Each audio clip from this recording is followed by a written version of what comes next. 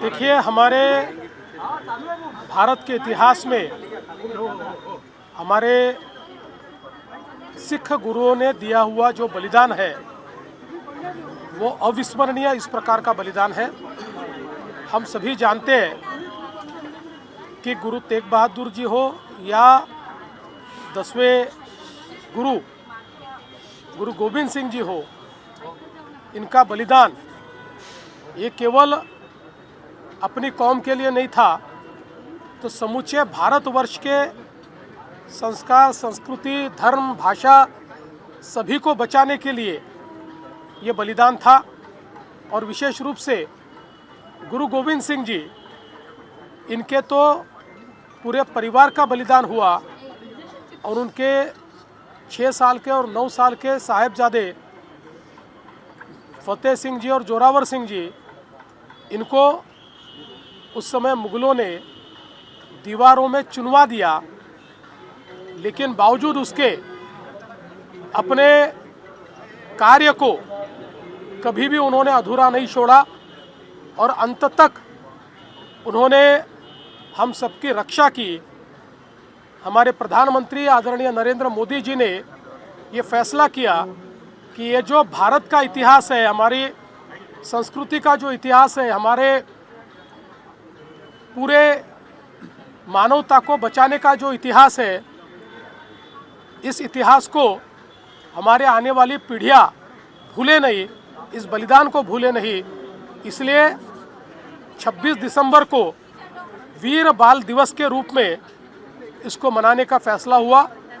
आज यहाँ गुरुद्वारे में आकर मैंने गुरु ग्रंथ साहिब के सामने अपना शीश नमन किया और उसके बाद हमारे साहिबजादों को भी यहाँ पर आदरांजलि अर्पित करने का काम हमने किया है।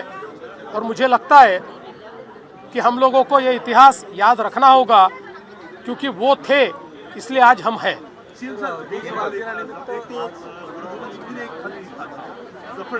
अभी भी उसकी मूल प्रति अपने हाथ से लिखी फारसी भाषा में औरंगजेब के नाम, और उसको आप लोग कुछ ऐतिहासिक तथ्य के तौर पर पेश करने वाले हैं, उसको पेश करने वाले। पहला सवाल तो मेरा ये कि क्या रहेगा।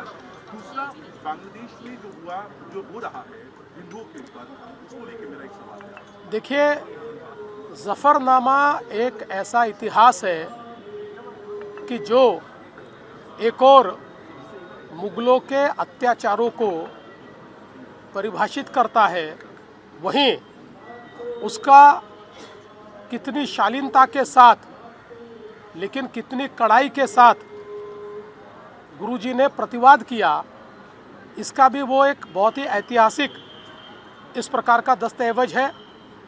और मुझे ऐसा लगता है कि निश्चित ही हमारे स्वर्णिम इतिहास को हमारे सामने लाने का काम उसके माध्यम से हो रहा है। जहाँ तक बांग्लादेश का सवाल है, बांग्लादेश के हिंदुओं के साथ हम खड़े हैं, पूरा देश खड़ा है। और मुझे लगता है कि अब अंतर्राष्ट्रीय समुदाय अगर इस बात पर चुप रहेगा तो वो लोग कितने सिलेक्टिव है, उनके लिए धर्मनिरपेक्षता, सेक्युलरिज्म ये कितनी सिलेक्टिव है, ये उसमें से ध्यान में आएगा।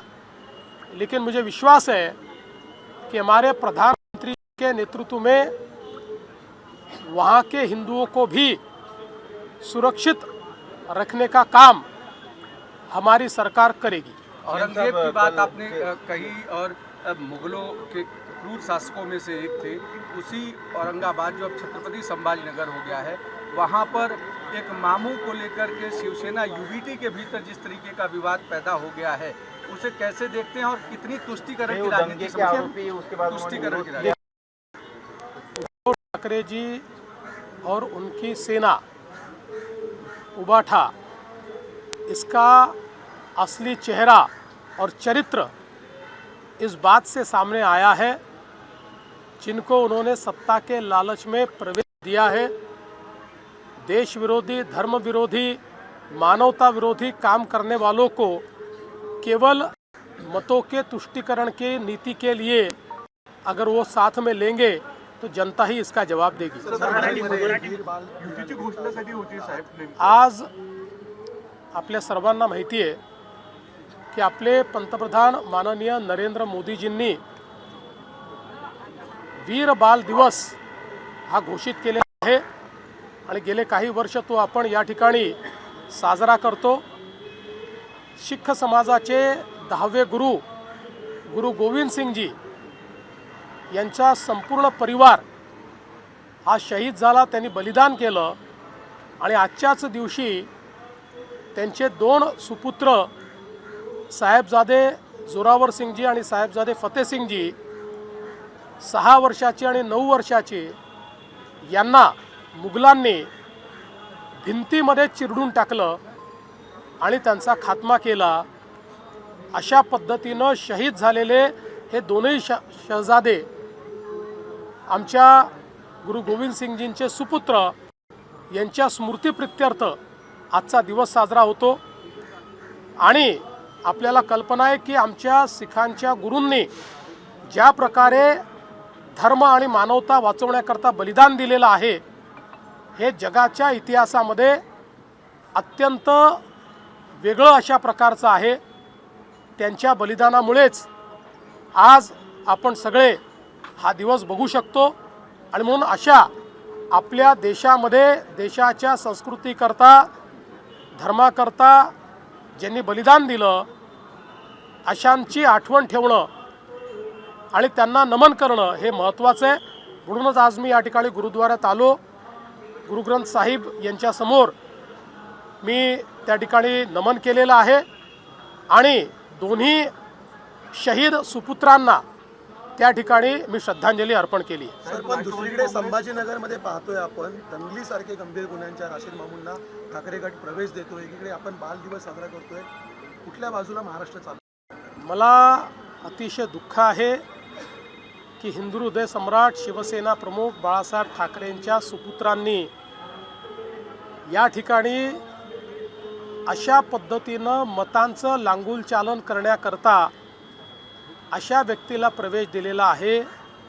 यातनं त्यांचं चरित्र आणि त्यांची दिशा ही स्पष्ट होते आहे। त्यांना आता लांगुलचालन करायचं आहे, विशिष्ट लोकांचे जोडे चाटायचे आहेत आणि त्यातनं मतं मिळवायची आहेत। पण जनता हे बघते आहे, देशप्रेमी देशभक्त आणि राष्ट्रवादी लोक हे पाहतायत, त्यामुळे याचं नुकसान त्यांना सहन करावंच लागेल। युतीची घोषणा कधी होणार आहे? जागा वाटपाचं काही ठरलंय का? आवश्यकता नाही, आम्ही एकत्रच आहोत। ते वेगवेगळे होते, पुतीन आणि झेलेन्स्की एकत्र आले तर युती करावी लागते, त्यामुळे त्यांनी ती एकत्रित येऊन केली। पण त्यांनी काय केलं माहितीच नाही, केली म्हणतात पण जागा घोषित केल्या नाही। आमचं नीट चाललेलं आहे, सगळं झालं की तुम्हाला सांगून देऊ। आमची युती आहेच, आता जागा वाटपच तुम्हाला सांगायचं। ज्या नवमलिकांच्या मुद्द्यावरून भाजप राष्ट्रवादीमध्ये युती होणार नाही असं स्पष्ट करण्यात आलं। त्यांचा स्टार प्रचारकाची यादीत समावेश करण्यात आलाय। अजून भाजप राष्ट्रवादी संदर्भात काय अधिकृत निर्णय झालाय का? असं आहे की आता आपल्याला याची कल्पना आहे की या संदर्भात यापूर्वीही आम्ही सांगितलेलं आहे आणि आता राष्ट्रवादींनी स्पष्ट केलेलं आहे, त्यामुळे आता याच्यात पुन्हा नव्याने सांगण्याचं काहीच नाही आहे।